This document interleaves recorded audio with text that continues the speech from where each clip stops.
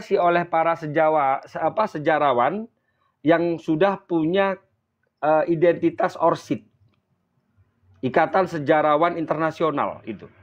Jadi bukan main-main kita punya data, ya kan? Berarti syahadah isbat yang ditunjukkan oleh Narkoba Pakistan satu lemah. Kenapa lemah? Dan itu salah. Itu dibuktikan dengan adanya syahadah isbat yang tidak bisa selaras dengan bukti-bukti sejarah yang ada. Itu yang pertama. Yang kedua, menurut sejarah dan narkoba luar negeri, selain daripada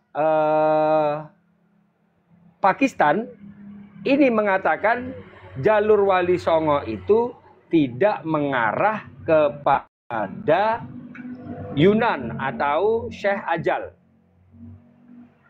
Mereka dari Yordan, dari Maroko, dari Irak mengatakan Wali Songo ini dengan bukti-bukti artefak, dengan bukti manuskrip, catatan intern ekstern, itu dikatakan malahan Wali Songo itu dari keturunan Sayyid Ali Zainal Abidin, terus kemudian ke Malikul Saleh. Ada bukti yang mengatakan siapa Malikul Saleh, siapa Sayyid Ali Zainal Abidin yang makamnya ada di Irak ini. Itu mereka semua mempunyai bukti, tiga narkoba luar negeri ini mempunyai bukti makam mereka ada di Aceh. Itu saudara. Jadi kuat mana tiga narkoba yang mengatakan dengan bukti internal eksternal dengan syahadah isbat. Yang kategorinya narkoba Pakistan ini telah masyhur kami teliti, dicek di negara Pakistan tidak ada narkoba. Kami lebih percaya bukti autentik baik internal atau eksternal, bukti primer atau sekunder daripada narkoba-narkoba yang mengatakan bahwasanya keturunan Wali Songo ini ada di Aceh. Leluhur Wali Songo ini ada di Aceh yang bersumber nanti ke cicit buyut daripada Said Hasan Hussein, yaitu Ali Zainal Abidin yang ada di Irak. Terima kasih dari saya itu. Itu dari yang leluhur. Yang ke bawah kita lihat haplogrup saja. Haplogrup saja. Haplogrup mereka itu O, G. Itu tidak bisa bermutasi dengan cara apapun untuk pindah menjadi J. Dirubah dengan cara apapun, mereka tidak akan bisa dirubah dari O atau G ini atau L ini. Yang Syekh Ajal ini adalah haplogrupnya LM. Ya, itu berubah menjadi J. Tidak bisa. Itu bukti autentik juga. Terima kasih. Monggo ditambahkan atau disanggah dari yang lain. Izin saya duluan boleh? Monggo, silakan. Itu kita sepakat memilih lebih kuat kitab sezaman. Kitab sezaman ini kan tidak melulu berarti kitab atau manuskrip. Alkemi, Walid Bodrek itu dia, Acong jangan bilang kitab sezaman, sumber sezaman. Karena sumber sezaman itu bisa berupa inskripsi, batu tulis, alat-alat peninggalan, termasuk nisan. Nah, ini lebih kuat berarti. Kemudian yang menjadi pertanyaan, kalau Wali Songo itu dipastikan secara sumber sezaman adalah zuriat Nabi, harusnya logikanya kan berarti J1 juga. Cuma kenapa yang mengatakan bahwa mereka keturunan Wali Songo menjadi O? Harusnya itu diterjaga terus tuh, J1 terus itu kan. Nah, ketika menjadi O, ada kemungkinan terputus. Yang berjalan terus adalah garis perempuannya, sehingga yang lelakinya yang mewarisi itu adalah O. O-nya turun ke bawah, bukan berubah J1 menjadi O. Nah, ini yang harus menjadi bahan penelitian kita. Kemudian juga tes DNA itu kan bisa ditarik dari yang secara umum autosoma, dan yang secara dari garis perempuan juga bisa mitokondria. Nah, mitokondria ini garis ibunya ditelusuri apakah masih merupakan dari J1 tapi sudah berubah karena suaminya atau lelakinya itu sudah O, makanya terwarisi O ke bawahnya. Nah, jadi kalau ya artinya tetap dari garis ibu sebenarnya. Itu pendapat saya, mohon dikoreksi kalau salah. Standby.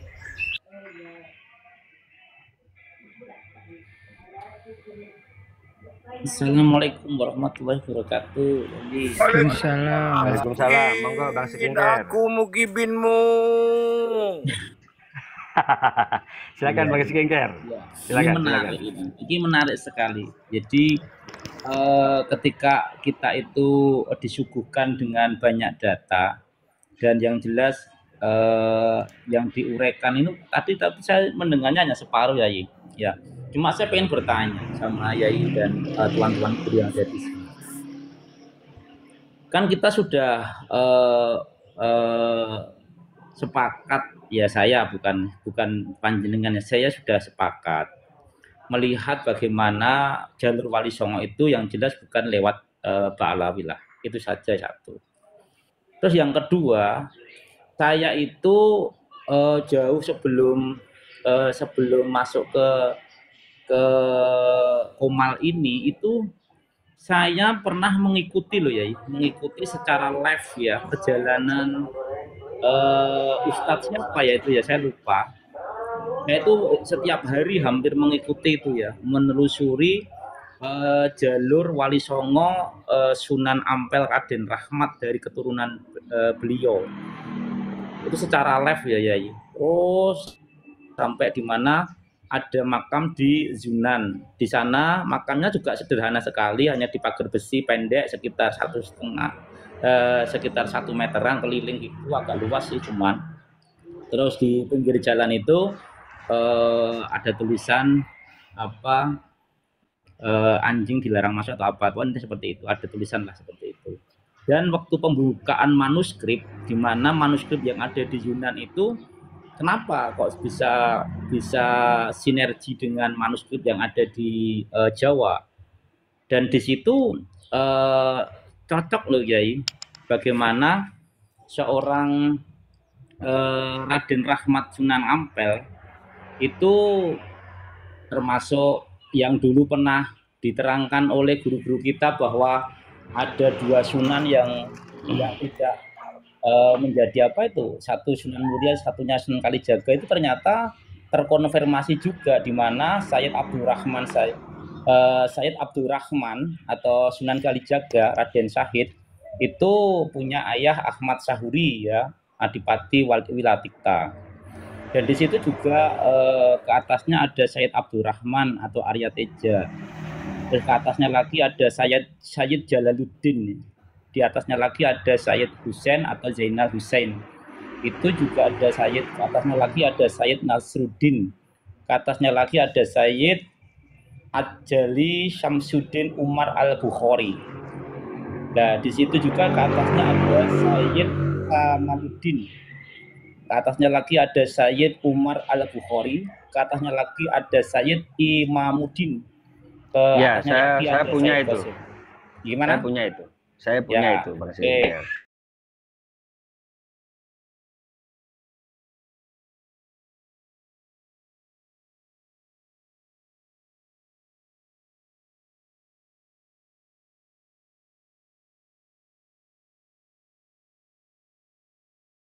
Hakim, ke atasnya lagi ada Sayyid Ali Al-Akbar. Ya. Ke atasnya lagi ada Sayyid Muhammad Al-Asqari. Poinnya intinya. Bang Skincare, poinnya. Nah, ya, poin sebentar. Ini tak naikkan lagi sampai ke Sayyid Musa Al-Qadir, kurang 2 lagi ya, sebentar. Nah, terus ke atasnya lagi ada Sayyid Ali Al-Naqi, ke atasnya lagi ada Sayyid Muhammad Al-Taqi, ke atasnya lagi ada Sayyid Ali Al-Ridho. Nah, ke atasnya lagi ada Sayyid Musa Al-Qadim. Nah, poinnya di sini berarti kan kalau Wali Songo dari Sunan Ampel Raden Rahmat ya, itu ternyata memang tidak lewat Alwi Ubaidillah. Ini kan yang sudah mendapatkan isbat nasab. Nah, kalau tadi yang Anda keterangkan tadi, mohon maaf Yai Suara Langit ya, kaitan isbat nas Nakoba Pakistan, Uzbekistan, yang tadi kan Anda katakan di sana tidak ada. Kan pimpinan seluruh Nakoba itu kan ada di Maroko, ya, di Maroko. Yang paling kuat itu kan seluruh Nakoba itu kan berpusat di sana. Lah menurut sampean, terus siapa yang bisa kita percaya? Sedangkan ini manuskripnya nyambung, maksudnya cocok ya, dari manuskrip yang ada di Jawa sampai ada di Yunan itu saya secara live itu menyaksikan dengan mata kepala saya sendiri waktu itu ya. Perjalanan kan lama itu, matanya berapa bulan tuh ya itu saat itu? Berapa bulan, banyak, panjang sekali itu perjalanan. Saya itu selalu mengikuti waktu itu. Mohon maaf sebelum saya masuk ke wilayah nasab maksudnya. Mohon pencerahan Yai, monggo. Siap. Jenengan itu punya PDF daripada artikel itu enggak? Yang disampaikan oleh syekh-syekh atau nakib-nakib yang ada di muktamar pada waktu itu. Oh, saya enggak ngikuti itu, saya enggak ngikuti itu. Saya enggak ngikuti itu. Nama-nama yang Anda sebut itu disebut di Muktamar Naat dan saya punya PDF-nya. Ayo. Materi-materi syekh-syekh yang itu yang menerangkan segitu banyak itu saya punya PDF-nya. Ya, terus masalahnya di mana? Nah, masalahnya satu, data saya ini berarti saya dapatkan langsung. Itu yang pertama. Yang kedua, Nakobah Pakistan ini setelah saya cross-check dari PDF itu tidak sesuai dengan Nakobah Maroko. Yang ketiga, dalam segi apa tidak? Dalam segi apa? Tidak harus dijelaskan. Maksudnya tidak. Ini dari segi ini. Ini dari mana ini? Ini gambar dari mana? Ini sumber ini dari sejarawan yang tergabung dalam ORSID. Tahu ORSID itu organisasi sejarawan lah intinya. Saya sebutkan panjang, sambil browsing sendiri ORSID itu apa. Ini organisasi sejarawan, manuskrip, intern, ekstern dan sebagainya. Yang itu nakobah luar negeri yang kredibel, yang ikut yang termasuk dalam bagian negara, ya, termasuk dalam bagian negara. Kalau di sini Kementerian Agama. Divisi masalah nasab contoh misalnya. Tapi kalau nakobah yang tidak termasuk bagian sebuah negara, ini yang perlu dipertanyakan kredibilitasnya. Itu loh. Yang kita kenal dengan nakobah internasional, walaupun Pakistan juga internasional, tetapi jangan dikatakan internasional. Lebih tepatnya nakobah luar negeri yang tersambung atau bagian dari negara atau bukan. Itu saja sebenarnya. Oke ya, saya lanjut ya. Yang kedua, data mereka itu yang katanya dikomparasikan dan itu sinkron dengan dengan catatan yang ada di Cina, di Yunan, ternyata juga tidak sama dengan ini. Yang di situ anak dan bapak dari Syekh Ajaluddin Umar itu katanya tadi itu Nasruddin, di sini tertulis di makam, nisan makam loh nih. Nisan loh ya.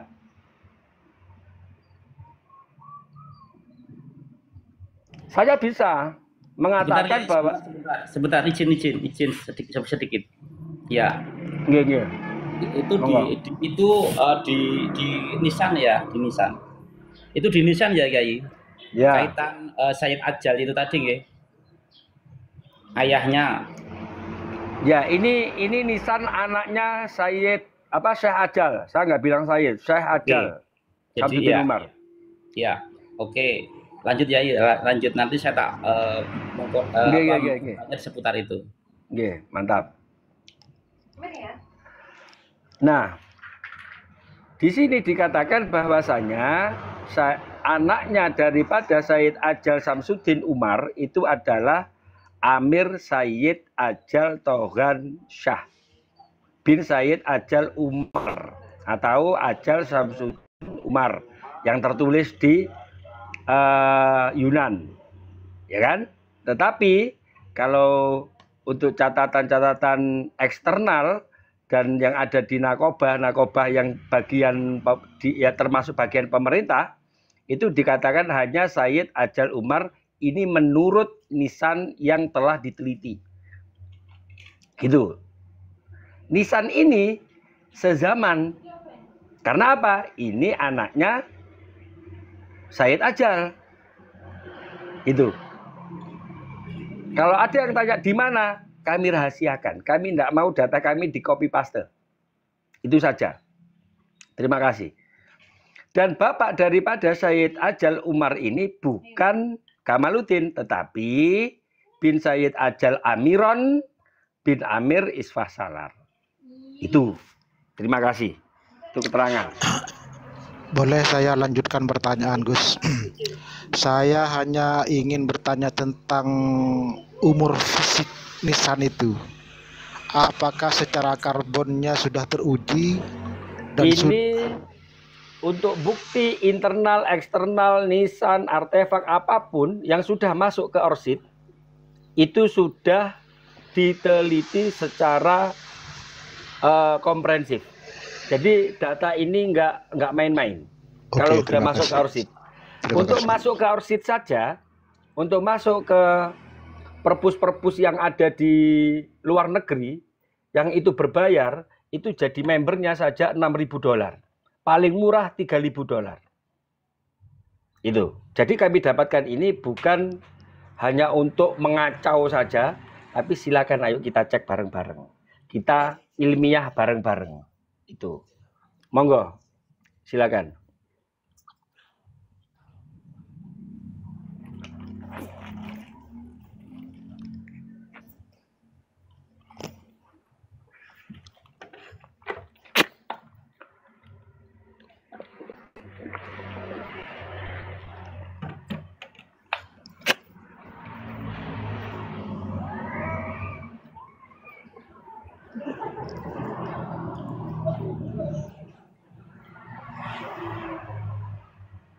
Contoh. Betul. Tak tunjukkan Gustom, tak tunjukkan dulu. Ambil sampai bernarasi, monggo.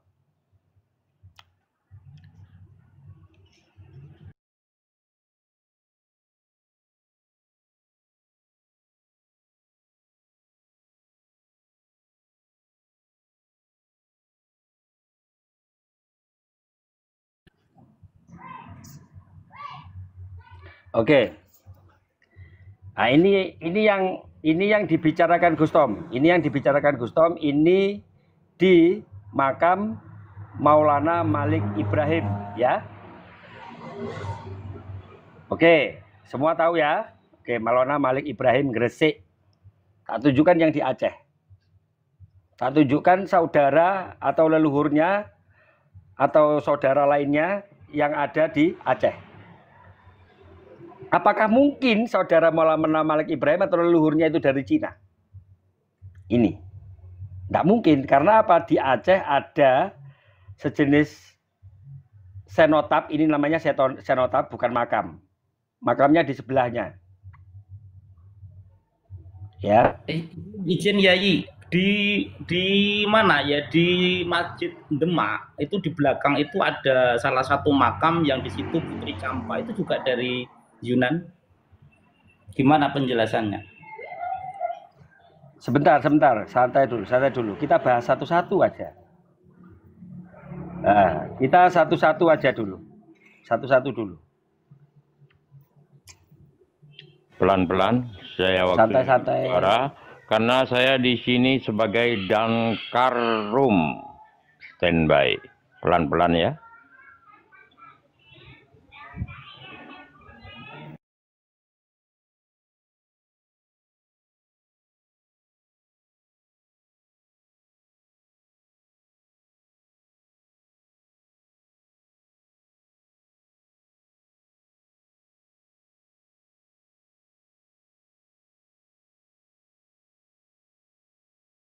Satu tembang lagu kepada dari Ebit Adi. Tengoklah ke dalam.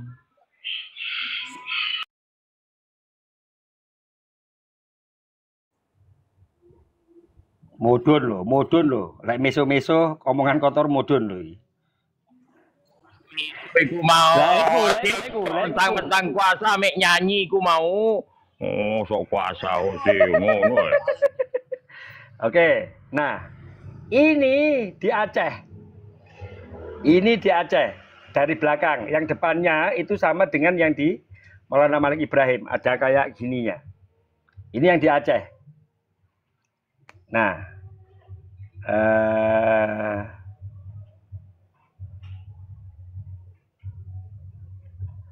depannya ini.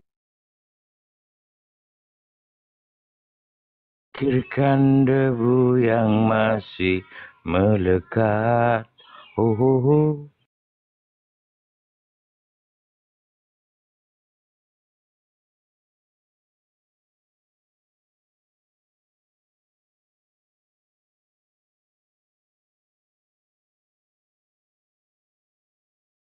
Kayak kita bicara sama UFO. Kulantangkan Jawa Timur bergerak.